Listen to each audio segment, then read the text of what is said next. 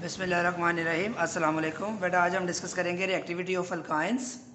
तो अल्काइंस जो होते हैं वो अल्कीन्स की निस्बत लेस रिएक्टिव होते हैं। ये एक शॉर्ट क्वेश्चन आ जाता है बड़ा इंपॉर्टेंट, तो उसकी वजह हम डिस्कस करेंगे क्या होती है।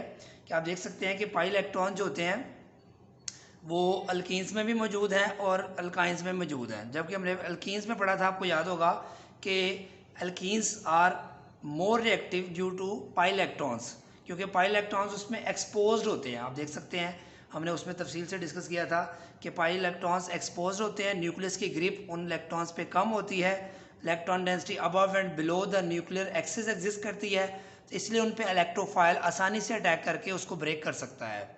अब यहाँ पे अब जब हम अल्काइंस की बात करते हैं तो यहाँ पाई इलेक्ट्रॉन 2 की बजाय 4 इलेक्ट्रॉन्स हो गए हैं, पाई बॉन्ड 2 हो गए हैं।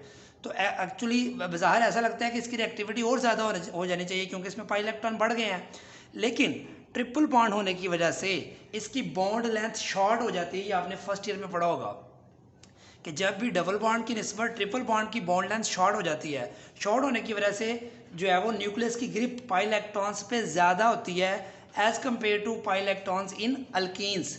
तो पाई इलेक्ट्रॉन्स जो होते हैं इसको हम ये भी कह सकते हैं pi electrons are less exposed as compare to the pi electrons in alkenes.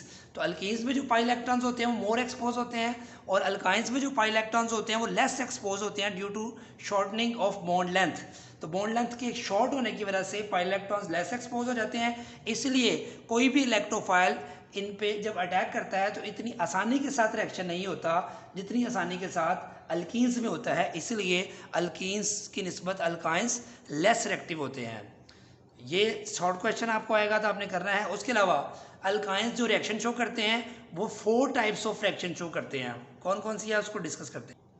पहली टाइप है बेटा एडिशन रिएक्शन, जो कि अल्कीन्स भी आपको पता है शो कर सकते थे ड्यू टू पाई इलेक्ट्रॉन्स। जब भी कोई हाइड्रोजनेशन हमने पढ़ा था, एडिशन ऑफ हाइपोहाइलस एसिड पढ़ा था, तो एडिशन ऑफ हैलोजेंस पढ़ा था, तो इसी तरह यहाँ पे भी एडिशन रिएक्शन ये भी शो करेगा जैसे अल्कीन्स शो करती थी।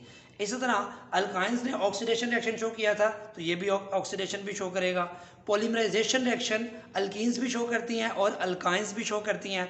और एक जो फोर्थ टाइप जो डिफरेंट है अल्कीन्स की निस्बत, इसको हम कहते हैं एसिडिक नेचर ऑफ अल्काइंस। ये पूरा टॉपिक है, ये तफसील से बाद में आएगा। ये 4 टाइप्स ऑफ रिएक्शन ये शो कर सकती हैं, तो इसको हम 1 बाय 1 डिस्कस करते हैं।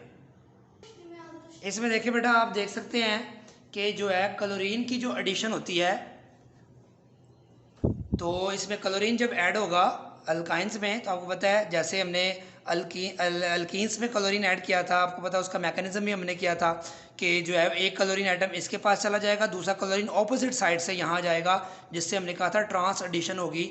आपको याद होगा ब्रोमीन जब ऐड की थी हमने। इसी तरह जब एक क्लोरीन इसके पास एक इसके पास बन जाएगा 1,2 डाइक्लोरोइथीन बन जाएगा।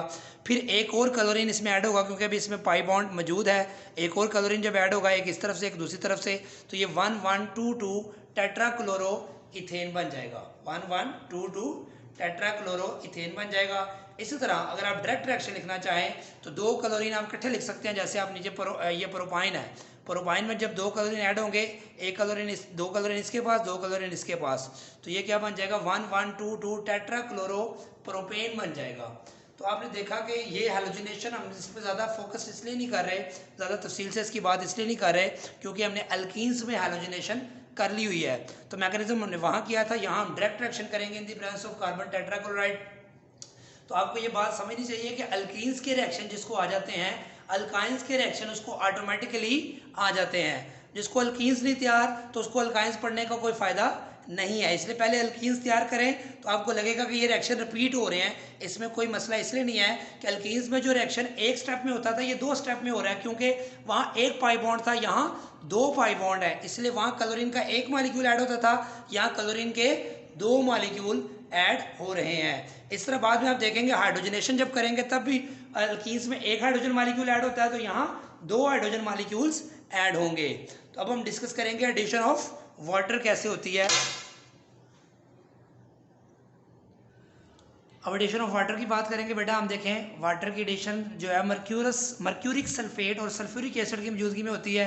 ये इसकी कंडीशंस हैं, आपने याद करनी है। आगे देखें बहुत ही आसान रिएक्शन है, वाटर का आपको पता है प्रोटॉन एक के पास चला जाएगा, यहाँ पे CH2 हो जाएगा और OH यहाँ पे चला जाएगा। OH ये आपके सामने जो प्रोडक्ट रसूल है इसको हम कहते हैं विनाइल अल्कोहल। इसमें डबल बॉन्ड भी है, OH भी है, डबल बॉन्ड को हम EN लिखते हैं और OH के लिए OL लिखते हैं, नोमेनक्लेचर में हमने पढ़ा था। तो इसको हम बोलेंगे इनोल, विनाइल अल्कोहल भी कहेंगे और इसको इनोल फॉर्म कहेंगे। ऐसी फॉर्म जिसमें डबल बॉन्ड और हाइड्रोक्सिल ग्रुप इकट्ठे आ जाए तो उसको हम कहते हैं इनोल फॉर्म। अब ये इनोल फॉर्म बेटा स्टेबल नहीं होती, तो ये क्या होगी, जब स्टेबल नहीं है तो इसका मतलब है ये रीअरेंज होकर स्टेबलाइज हो जाएगी। कैसे, आप देख सकते हैं आगे स्ट्रक्चर बना हुआ है कि H को मैंने इस तरफ लिख दिया, आप देख सकते हैं, क्योंकि इसकी शिफ्टिंग समझने में आपको आसानी हो जाएगी। आप देखें कि ये बॉन्ड इस तरफ शिफ्ट हो जाएगा तो ये कार्बन कार्बन डबल बॉन्ड बन जाएगा क्योंकि सिंगल पहले ही था, और ये पाई बॉन्ड इस तरफ शिफ्ट हो जाएगा तो ये CH2 की बजाय क्या हो जाएगा, CH3 हो जाएगा। ठीक है, CH2 था ना, जब ये बॉन्ड इधर शिफ्ट हो जाएगा तो CH बॉन्ड बनेगा ये नया, तो ये CH3 हो जाएगा। ये बॉन्ड इधर शिफ्ट होगा तो C डबल बॉन्ड होगा, तो ये क्या बन गया, एथेनल। एथेनल या एसिटाल्डिहाइड भी इसको कहेंगे। तो इनोल जो है अनस्टेबल होने की वजह से एथेनल में कन्वर्ट हो जाएगा क्योंकि ये ज़्यादा स्टेबल प्रोडक्ट है। तो इथाइन की कन्वर्जन आ जाती है कि इथाइन से एथेनल बनाएं या एसिटाल्डिहाइड बनाएं तो आप आसानी से बना सकते हैं। इसी तरह प्रोपाइन में जब वाटर ऐड करेंगे तो आपको पता है जब अनसिमेट्रिकल अल्कीन या अल्काइन में कोई पोलर रीजन ऐड करते हैं तो कौन सा रूल अप्लाई होता है बेटा, याद करें, मार्कोनिकोव्स रूल। तो मार्कोनिकोव रूल्स में आपको पता है पॉजिटिव पोर्शन उसके पास जाता है जिसके पास हाइड्रोजन ज़्यादा हो, नेगेटिव पोर्शन उसके पास जाता है जिसके पास हाइड्रोजन कम हो।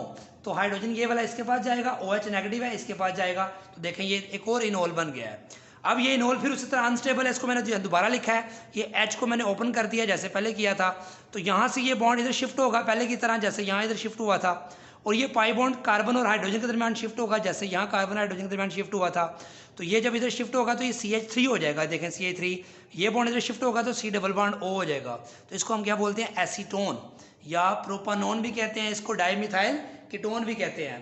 तो ये मोस्ट इंपॉर्टेंट रिएक्शन है बेटा कि कन्वर्जन आती है कि प्रोपाइन से एसीटोन बनाएं या इथाइन से एथेनॉल बनाएं या एसिटाल्डिहाइड बनाएं। तो ये दो मोस्ट इंपॉर्टेंट कन्वर्जन्स हैं जो कि रिएक्शंस अगर सिंपल लिखा हो एडिशन ऑफ वाटर के साथ करें तो फिर तो आप आसानी के साथ कर सकते हैं दोनों रिएक्शन, लेकिन जब कन्वर्जन आती है तो फिर बच्चों को प्रॉब्लम होती है अब इसको कैसे किया जाए। वो कहेगा प्रोपाइन से प्रोपानोन बनाओ, तो आपको याद होना चाहिए कि प्रोपाइन का वाटर से ट्रीटमेंट करवाते हैं इन्हीं कंडीशंस पर। तो आपके पास पहले स्टेप में इनोल बनती है अकॉर्डिंग टू मार्कोनिकोव्स रूल, फिर उसमें रीअरेंजमेंट होती है क्योंकि इनोल जो प्रोडक्ट बनती है वो स्टेबल नहीं होती, तो वो जो है वो रीअरेंजमेंट कैसे होती है, ये पाई बॉन्ड इधर आएगा CH2 3 हो जाएगा और ये बॉन्ड इधर शिफ्ट होगा C डबल बॉन्ड हो जाएगा, तो ये एसीटोन बन जाएगा। तो कन्वर्ट इथाइन इनटू एथेनॉल या प्रोपाइन इनटू एसीटोन, प्रोपानोन या डाईमिथाइल कीटोन भी कहते हैं। तो ये मोस्ट इंपॉर्टेंट रिएक्शन है, ये आपने करना है। तो एक और रिएक्शन करते हैं एडिशन ऑफ हाइड्रोजन साइनाइड, बहुत ही आसान है। हाइड्रोजन साइनाइड पर जब ऐड करेंगे तो सेम उसी तरह ये हमारे पास कंडीशन लिखी हुई है जिस कंडीशन पर रिएक्शन होता है। यहाँ पे Cu जो है वो +1 है तो क्यूप्रस क्लोराइड इसको कहेंगे, Cu +2 होता तो क्यूप्रिक क्लोराइड होना था। ये क्यूप्रस क्लोराइड और जो है वो रिएक्शन कर in the presence of ammonium chloride और क्यूप्रस क्लोराइड में रिएक्शन होगा, हीट करेंगे इसको। हाइड्रोजन साइनाइड सिंपल देखें, पॉजिटिव इसके पास CH2, साइनाइड इसके पास, सेम उस तरह जैसे वाटर में हमने किया था, हाइड्रोजन एक के पास OH दूसरे के पास। तो यहाँ हाइड्रोजन जो है इसके पास चला जाएगा, ये CH2 हो जाएगा और ये साइनाइड इसके पास आएगा, तो ये उसी तरह जैसे ऊपर विनाइल अल्कोहल बना था यहाँ क्या बन जाएगा, विनाइल साइनाइड। ठीक हो गया, इसको विनाइल साइनाइड कहते हैं, विनाइल नाइट्राइल कहते हैं, एक्रिलो नाइट्राइल भी कहते हैं। अब इसमें फिर उसी तरह अगर अनसिमेट्रिकल अल्काइन लेंगे तो क्या होगा बेटा, आपको याद है मार्कोनिकोव्स रूल अप्लाई होगा। तो पॉजिटिव पोर्शन किसके पास जाएगा, जिसके पास हाइड्रोजन ज़्यादा है, साइनाइड, जिस तरह यहाँ पे गया था, हाइड्रोजन इसके पास, OH इसके पास, हाइड्रोजन इसके पास, साइनाइड इसके पास। तो आपने देखा मार्कोनिकोव्स रूल अगर आपको नहीं ना आता, वो आपने नहीं समझा एल्कीन्स में, तो आपको यहाँ फिर कोई भी रिएक्शन आसानी से समझ नहीं आएगा, इसलिए वो करना ज़रूरी है। तो उसके बाद बेटा क्या होगा, देखें कि ये हाइड्रोजन इसके पास, साइनाइड इसके पास, तो ये प्रोडक्ट बनेगी, इसको हम कहते हैं मिथाइल एक्रिलो नाइट्राइल।